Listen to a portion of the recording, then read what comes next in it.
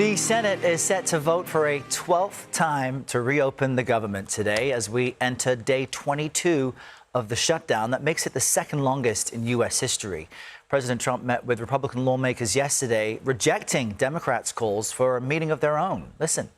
I would like to meet with both of them, but I set one little caveat. I will only meet if they let the country open.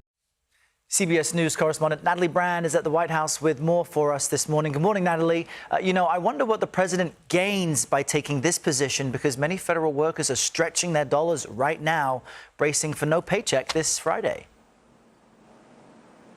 That's right, Errol, but both sides really think that they are winning in terms of messaging regarding this shutdown. Both sides so dug in. That's why, there's really no clear indicator of when this is going to end. As you know, Senate Republicans were over here at the White House yesterday for lunch, and they're really united in their messaging that Democratic lawmakers have to reopen the government before having this larger negotiation over health care subsidies, which is what Democrats have been fighting for.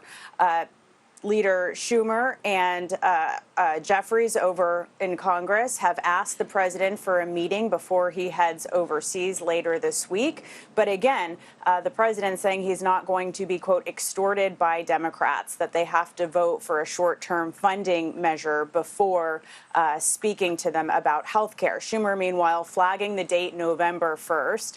That's when he warns that health care premiums could increase substantially if no action is taken on the issue of health care before the end of the month. So again, we are in this holding pattern. Major Garrett on the takeout last night spoke to former Republican House Speaker Kevin McCarthy about this shutdown. Take a listen.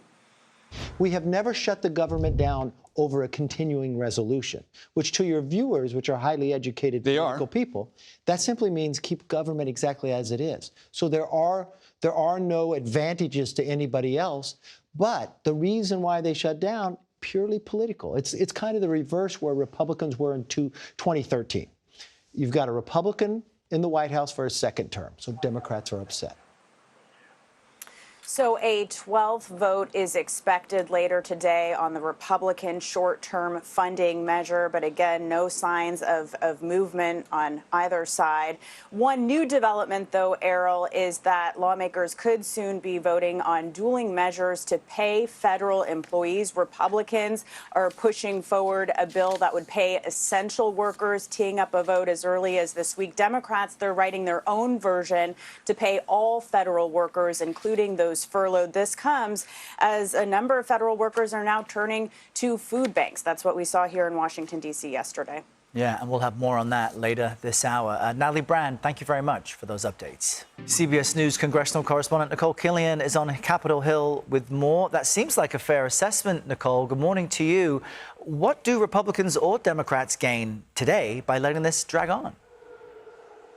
Well, I don't think either side is looking at this as what do they gain from it. What they want is what they want, right? Republicans obviously want Democrats to sign on to this temporary short-term funding bill, even though we're starting to bump up against the deadline. It would just fund the government, excuse me, for the next, couple of weeks. But still, Republicans say they need Democratic votes for that. And then, of course, you have Democrats who say we have to address this issue of health care. These premiums under the Affordable Care Act are going to skyrocket at the end of the year. Republicans so far haven't negotiated with us on that. So each side is trying to force the other's hand here. And just in a sign of how frustrated some lawmakers are, I would point to the Senate floor as we speak, where Oregon Senator Jeff Merkley has been holding the floor now for more than 13 hours.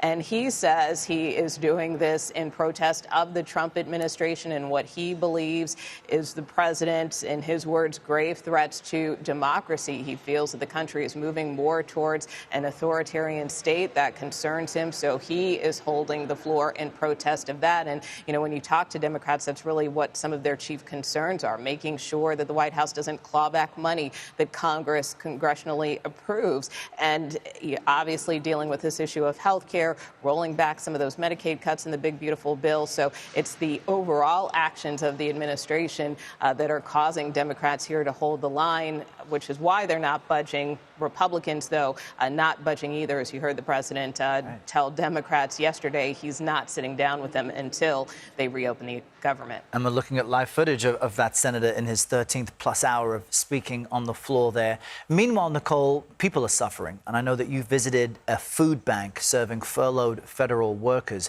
What did you experience? What did people share with you? Yeah, well, I think what was interesting about that, first and foremost, here in the Washington area, these are food distribution sites that have been stood up specifically to help furloughed federal workers and contractors during this shutdown, and they will continue for as long as this shutdown lasts. But there was a huge turnout at this particular site that we visited. They were expecting about 150 people, and then more than 300 ended up showing up. And these are career employees of the federal government. I talked to some people who have worked for 20, even 40 years for the federal government, many of them coming to a food bank like this for the very first time. Take a listen to what two employees from the Defense Department told me. How are you trying to triage that? I'm just not spending my money frivolously. I'm making sure all my money go towards my bills.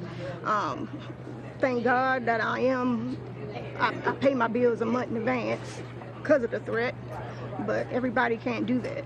So by the time I do start really feeling the pinch, hopefully the government will be back open. We're going to definitely try our best for those things. Hopefully, I have tried to put some things in place, keeping myself busy, keeping myself occupied, and still being on the lookout. But we can only hope to see what will happen. So those workers being very strategic, using this food bank as an opportunity to stock up on food as they try to, manage their budget and bills. But many of these federal workers, even though they say they have some means to maybe stay afloat for the next couple of weeks, they are concerned the longer this drags on. Yeah, they're doing the best they can. Nicole Killian with all the latest for us. Thank you, Nicole.